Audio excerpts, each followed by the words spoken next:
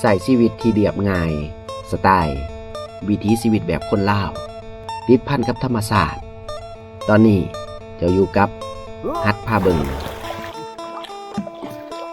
ใช่เบิ้งพี่น้องนี่อยู่ในหม้อง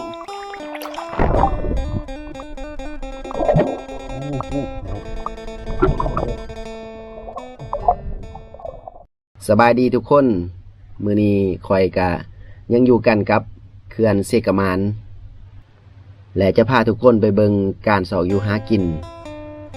ที่ติดพันกับธรรมศาสตร์คันเว้าเรื่องมากเขื่อนก็คือสิหนีบ่พ้นการมาหาปลานี่แหละทุกคนวิธีการหาปลาของข่อยแม่นใส่หม้องเด้อคนลาวบ้านข่อยเอิ้นหม้องแต่อยู่ทางฝั่งไทยบ่ฮู้ว่าเพิ่นเอิ้นแนวใดคือได้ยินพี่น้องทางฝั่งไทยเพิ่นมักเอิ้นว่าตะข่ายจับปลาเพิ่นเอิ้นแบบนี้บ่กับ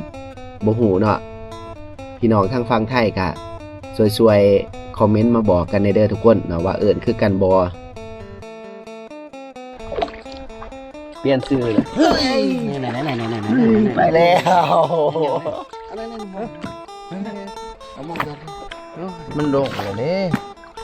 สำนีแล้วโอ้ถือกันบ่แม่นจักหน่อยเด้อครับอันหม้องหันเขาบ่เห็นลินดอกมีแต่แฮกันบ่แม่นแฮนี่มันบ่ทันพุ่นแหละแฮนี่ก็แม่นแฮย่างโดดคันแฮลงมันปดน้ำบ่ทันบาทนึง 2-300โอ้บาทนึงโดดใดบ่บ่จะแบบพี่น้องนี่แหละมันสิขึ้นเกียบขึ้นกาดแหมใส่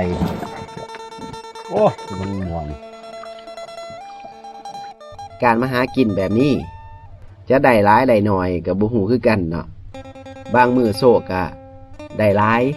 บางมื้อบ่โศกนี่ก็ได้พอกินสิได้หลายสิได้น้อยก็บ่เป็นหยังเนาะสำหรับข่อยเพราะว่าที่สำคัญข่อยยังได้บรรยากาศธรรมชาติเฮ็ดให้ข่อยได้รู้สึกพักผ่อนคลายมีแห้งและกำลังใจที่จะมาสู่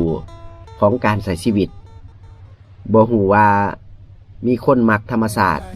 แบบข่อยหรือบ่ถ้าว่ามักอย่าลืมรักษาไว้นำกันเด้อทุกคนเริ่มจากสิ่งน้อยๆที่เราสามารถเฮ็ดได้เช่นถ้าว่ามาหาปลาคือข่อยก็ขอให้ใส่เครื่องมือหาปลาแบบธรรมชาติบ่ทำลายระบบนิเวศข่อยคงบ่อธิบายตื่มเกี่ยวกับเครื่องมือหาปลาแบบดับศูนย์ที่ผิดกฎหมายเพราะเชื่อว่าหลายคนคงจะหูดีว่ามันหมายความว่าแนวใด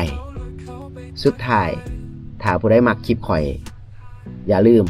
กดไลค์กดแชร์กดติดตามเพื่อให้กำลังใจข่อยในการถ่ายคลิปใหม่ๆมาให้ทุกคนได้เบิ่งกันสำหรับมื้อนี้